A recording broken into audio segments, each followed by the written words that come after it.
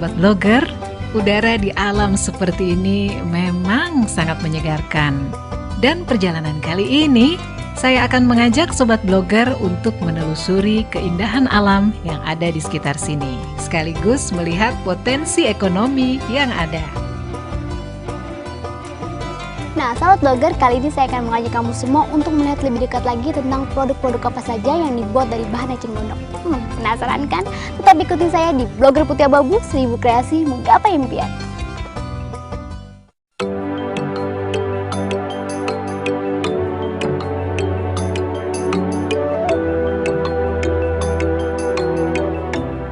Wah, sangat menyenangkan menyusuri Danau Seguling dengan perahu dayung. Ternyata di danau ini banyak tumbuh tanaman eceng gondok yang dikenal sebagai gulma atau tanaman pengganggu. Tapi Sobat Blogger, meskipun eceng gondok dianggap sebagai tanaman pengganggu, ternyata kalau kita amati, gulma pun memiliki banyak manfaat, termasuk memiliki nilai ekonomi yang tinggi. Tentunya dengan cara mendayagunakan eceng gondok menjadi barang-barang yang sangat bermanfaat. Untuk mendayagunakan eceng gondok menjadi barang kerajinan, tentunya membutuhkan tenaga kerja loh Sobat Blogger. Tapi jangan heran, melibatkan warga sekitar sebagai tenaga kerja dari usaha kerajinan eceng gondok ini tentu satu terobosan yang sangat bagus Sobat Blogger. Lalu bagaimana ya cara mengelola warga sebagai tenaga kerja sehingga bisa menghasilkan satu bentuk kerajinan dari eceng gondok? Gulma yang membawa berkah. Nah, ini nih Sobat Blogger, salah satu pengrajin yang sedang asik mengambil tanaman eceng gondok.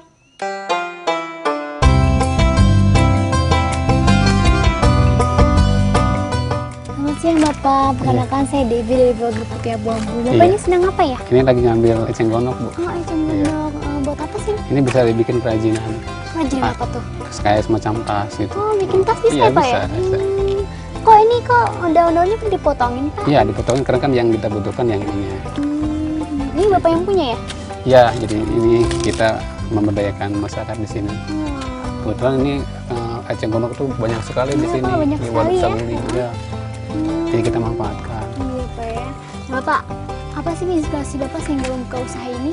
Oh, ya ini kan tadi bahwa eceng gondok ini jadi gulma yang sangat mengganggu bagi di Waduk Saguling. Ini gulma eceng gondok ini luasnya 7 hektar di Waduk Saguling ini. Ini kalau misalnya kita dibiarkan begitu saja, ini dikhawatirkan mengganggu ke turbin PLTA Waduk Saguling. Nah, kita berpikir bagaimana ini di satu sisi lingkungan bisa lestari, artinya bisa gulma eceng gondok itu bisa berkurang.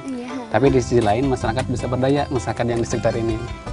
Nah, akhirnya kita coba merintis untuk mengembangkan usaha kerajinan eceng gondok. Jadi berbagai macam tas gitu.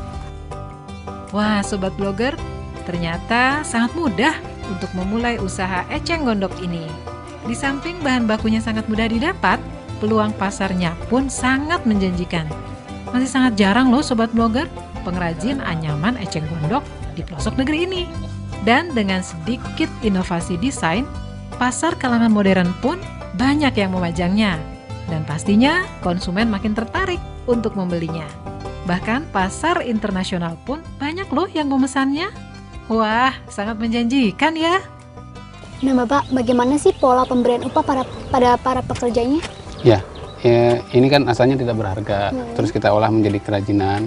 Nah, kita jual, itu kan menghasilkan keuntungan laba usaha ya. Nah, laba usaha itu kita untuk membayar upah. Sistem upah di sini ada sistemnya harian. Aduh, saya udah nggak sabar lagi nih Pak, ingin lihat langsung proses pembuatannya. Oh, boleh kita lihat ke sana, Bu. Jadi, sekarang kita ambil dulu eceng gondoknya. Boleh kita lihat, kita ambil eceng gondoknya.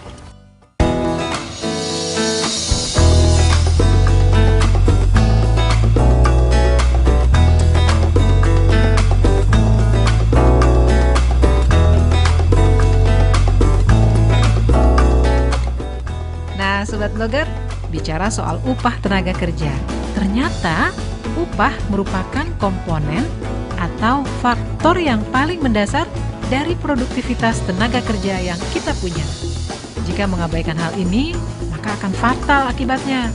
Kinerja tenaga kerja, produktivitas, kualitas, dan kuantitas produk pun menjadi turun karena tenaga kerja yang ada tidak pernah termotivasi untuk melakukan lebih banyak buat perusahaan atau pengusahanya. Meskipun uang bukan segalanya, tapi yang harus Sobat Blogger pahami bahwa dengan memberikan upah yang layak dan tepat waktu, itu sama saja dengan menghargai orang-orang yang bekerja untuk kita. Lihat saja produk-produk kerajinan anyaman eceng gondok Sobat Blogger. Lucu-lucu, unik, dan sangat menggugah hati untuk memilikinya. Sobat Blogger pasti ingin tahu kan bagaimana cara membuatnya? Tetap di Blogger Putih Abu-Abu, 1000 kreasi menggapai impian.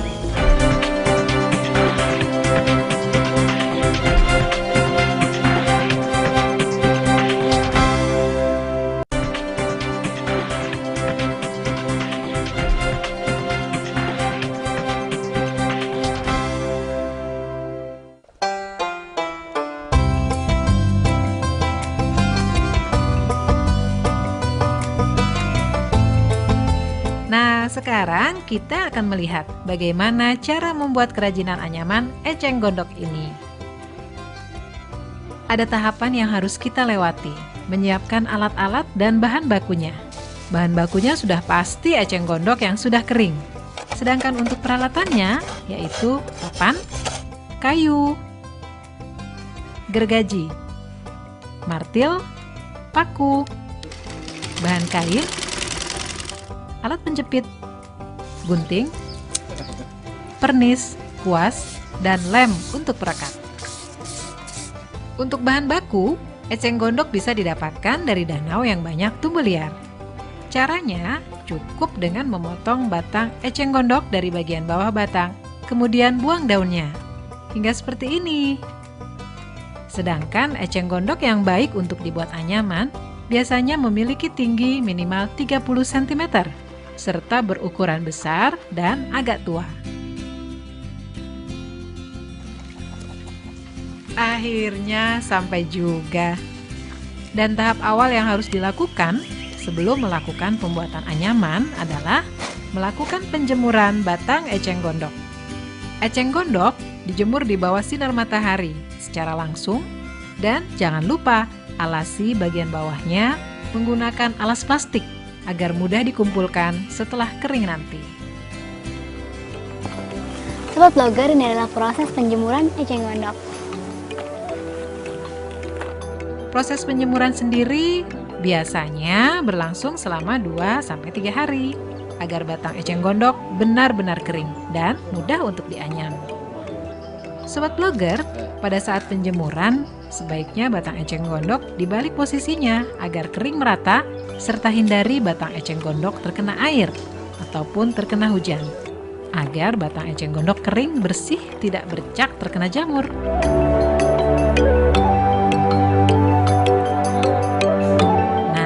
Ini nih Sobat Blogger, batang eceng gondok yang telah kering. Kita kumpulkan dan proses penganyaman pun siap untuk dilakukan.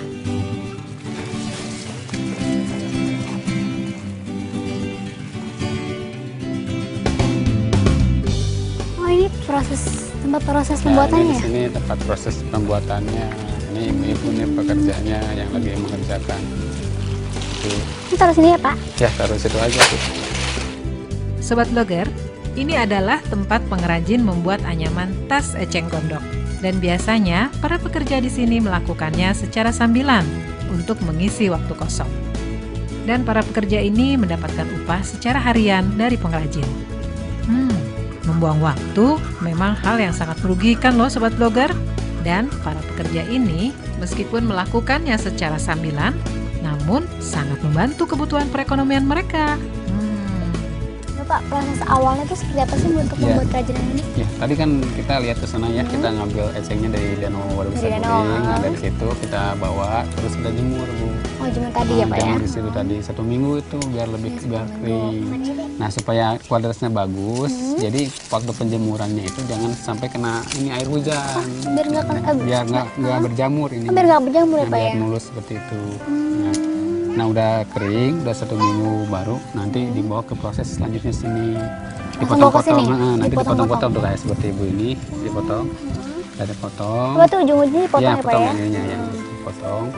udah dipotong langsung di ini dipres gitu ya, lebih press manual Di aja. press itu Ya. di Ya, itu ini, gitu ya. digepengin ya. Digepengin, dipipihkan ini seperti itu tuh. Seperti itu. Udah dipipihkan itu bisa dibikin langsung kerajinan atau dibikin ini seperti ini, Bu. Oh, ini Tambang, tambang. ditambang. Ini dari potongan itu udah dipipih, dipotong dibagi dua nih, sebelah dua seperti ini ya.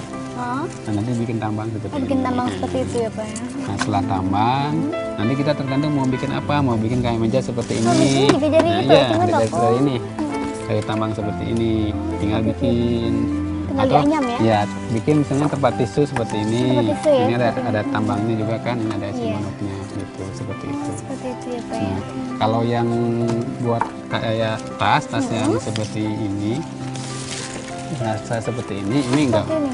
Ini nggak usah Nggak usah dibikin bikin tambang. tambang, tapi langsung itu aja dianyam aja. Oh, seperti Iya. itu. Dan itu biasanya ada itunya, ada cetakannya. Sobat Blogger, sebelum memulai proses penganyaman, hal pertama yang harus dilakukan adalah menyiapkan model, ukuran, serta bentuk tas yang akan kita buat. Salah satu cara untuk menentukan ukuran adalah dengan membuat cetakan anyaman yang ukurannya disesuaikan dengan keinginan. Cetakan sendiri dapat menggunakan papan yang dibentuk menggunakan paku dan berukuran kotak sebagai bentuk badan tas. Berbagai bentuk yang kita inginkan, kita buat dengan menggunakan papan kayu ini.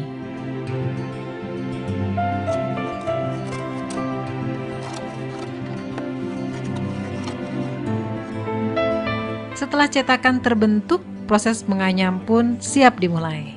Sebelum dianyam, batang-batang eceng gondok yang sudah kering dan terkumpul dipipihkan terlebih dahulu menggunakan alat penjepit yang terbuat dari bambu. Sedangkan bagian ujungnya digunting agar terlihat rapi. Nah, batang-batang inilah yang siap untuk dianyam. Proses menganyamnya sendiri sangat mudah loh, Sobat Blogger. Cukup buat anyaman dasar berdasarkan bentuk cetakan dengan pola anyaman disesuaikan dengan selera. Perlahan namun pasti, anyaman pun hampir menutupi semua bagian cetakan kayu. Hingga berbentuk seperti ini nih, Sobat Blogger. Pada proses penganyaman, untuk memperkuat daya rekat anyaman, sebaiknya gunakan lem agar anyaman bertambah kuat dan tidak mudah bergeser. Sobat Blogger, setelah semua anyaman menutupi semua bagian cetakan, kemudian dilepas dari cetakan kayu. Terlihat seperti berbentuk tas bukan, Sobat Blogger? Dan setelah lengkap berbentuk tas, agar warna alaminya lebih menarik, maka dilakukan proses pengecatan menggunakan cat sejenis pernis yang transparan. Lalu dijemur selama kurang lebih 15 menit. Nah, ini nih Sobat Blogger, tas-tas yang sudah jadi. Sangat bagus bukan? Dan untuk mempercantik lagi, biasanya dipasang beberapa aksesoris menggunakan kain yang berwarna cantik. Sobat Blogger, ada beberapa pilihan model yang dapat dibuat pada anyaman tas eceng gondok. Untuk pasar internasional, biasanya dibuat tanpa menggunakan banyak aksesori tambahan, dan semua bahan alami menggunakan eceng gondok. Namun, ada juga pasar lokal yang banyak memesan tas eceng gondok dengan beberapa aksesoris tambahan, seperti kain yang berwarna terang ini.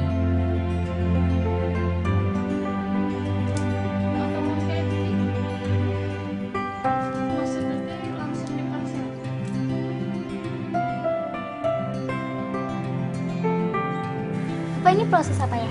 Ini proses akhir, Bu. Oh, proses apa ya? Ya, jadi ini di sini finishingnya. Tadi kan ini hasil dari tadi ya, Iya, udah di iya, natural tadi ya, Pak ya. natural gitu. Nah, kita kombinasikan dengan kain. Untuk menambahkan aksesoris seperti kain, dapat dilakukan dengan memasang kain menggunakan mesin jahit. Seperti bagian dalam tas yang dipasang kain dan resleting, serta bagian depan tas yang dikombinasikan menggunakan balutan kain yang halus. Atau gantungan tas yang menggunakan kain seperti ini. Tas-tas ini terlihat sangat cantik bukan, Sobat Blogger? Bagaimana Sobat Blogger?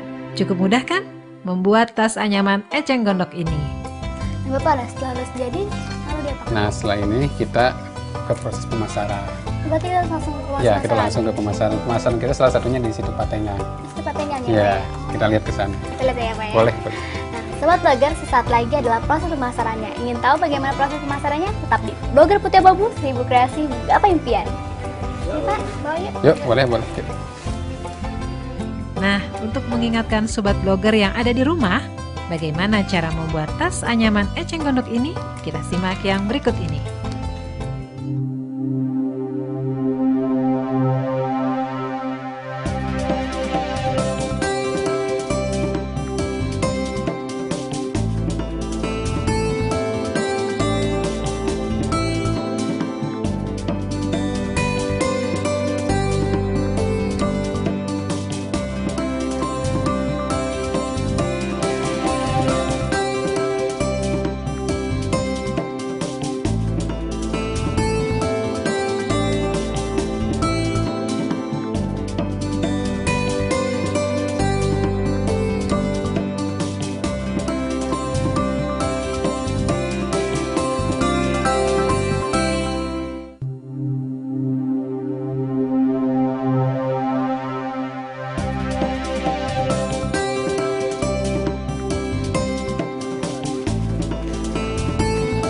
Sobat Blogger, tahukah kamu?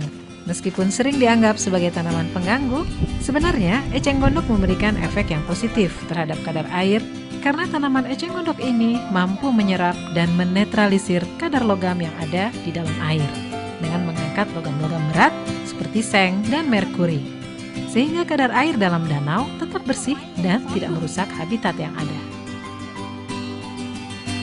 Sobat Blogger, sudah paham kan bagaimana tas eceng gondok ini dibuat? Dan selanjutnya, kita akan menelusuri bagaimana proses menjual tas eceng gondok ini hingga ke pasaran. Tetap di Blogger Putih Abu-Abu, 1000 kreasi menggapai impian.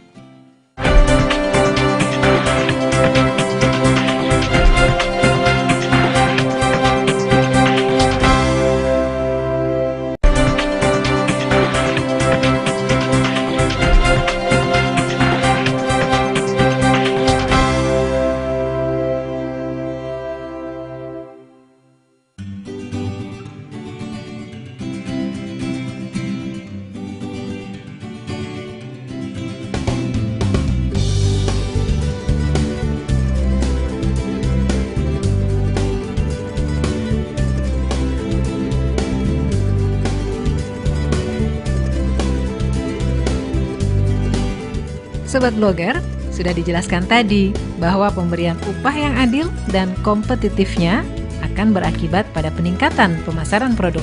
Karena pemasaran berhubungan langsung dengan kualitas dan kuantitas produk yang mampu dipenuhi dalam satu periode pengerjaan. Dengan upah yang layak dan manusiawi, para tenaga kerja yang merupakan aset sebuah usaha akan bersemangat untuk dapat memenuhi permintaan pasar. Dengan begitu akan timbul hubungan yang saling menguntungkan antara pekerja dan pengrajin, khususnya pengrajin anyaman eceng gondok ini. Dan cara memasarkan anyaman-anyaman eceng gondok ini, meskipun belum menjadi sebuah industri yang besar, sangat mudah loh Sobat Blogger. Misalnya dengan cara menjualkan pada para penjual barang-barang hasil kerajinan masyarakat yang saat ini, ataupun memajangnya pada galeri seperti koperasi pemerintah yang banyak tersebar saat ini. Dengan catatan, asalkan produk yang kita hasilkan berkualitas, pembeli pun akan gampang menerimanya. Sobat Blogger, perhitungan keuntungan dari satu produk anyaman eceng gondok pun tergantung dari tingkat kesulitan anyaman saat menyelesaikan produk itu. Makin sulit dan unik produk anyaman yang dibuat, maka akan semakin mahal harganya. Dan juga berbanding lurus dengan lamanya pengerjaan itu. Wah, keuntungan yang cukup lumayan Sobat Blogger. Dengan modal produksi yang murah, tas eceng gondok ini dapat meraup keuntungan sekitar 200% dari biaya produksinya. Wah, sangat menguntungkan ya Sobat Blogger. Peluang usaha kerajinan anyaman eceng gondok ini pun masih terbuka lebar dan menjanjikan. Asal dikerjakan dengan sungguh-sungguh, kerja keras, dan terus mengembangkan bentuk produk anyaman eceng gondok yang dibuat agar tidak monoton dan itu-itu saja. Mungkin ini bisa menjadi referensi bagi sobat blogger yang ingin mengembangkan sebuah usaha mandiri. Sambil berusaha juga sambil ikut melestarikan dan menjaga keseimbangan alam. Keren bukan sobat blogger?